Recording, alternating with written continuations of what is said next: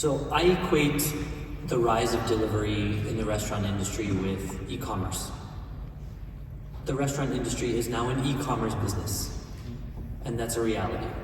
I think it's one of the industries that has actually been able to somehow avoid the digitization over the last 20 years, because you still had customers walking directly in, you had that one-on-one personal interaction, and whether or not they did it, you had the opportunity to capture that customer's data and build a relationship. That has all changed now. And that presents certain challenges and certain opportunities. Now, looking in parallel industries, and I think for me, you're going to hear me talk a lot about hotels. It's not exactly the same, but there are many parallels.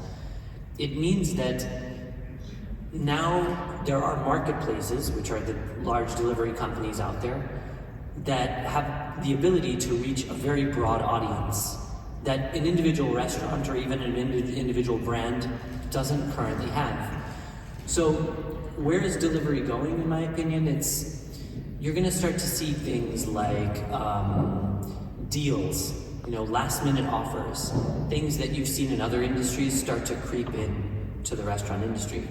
Now, in my opinion, that's a very good thing, because for the first time you have a way to attract people into the restaurant during slower periods and fill in periods where normally you would have a low volume and underutilized staff, which creates more efficiency.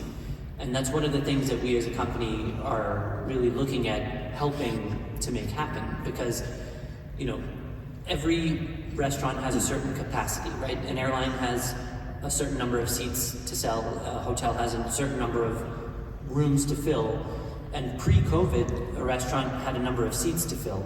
Well, the measurement of capacity has now changed. It's actually how many meals can you produce in your kitchen per hour.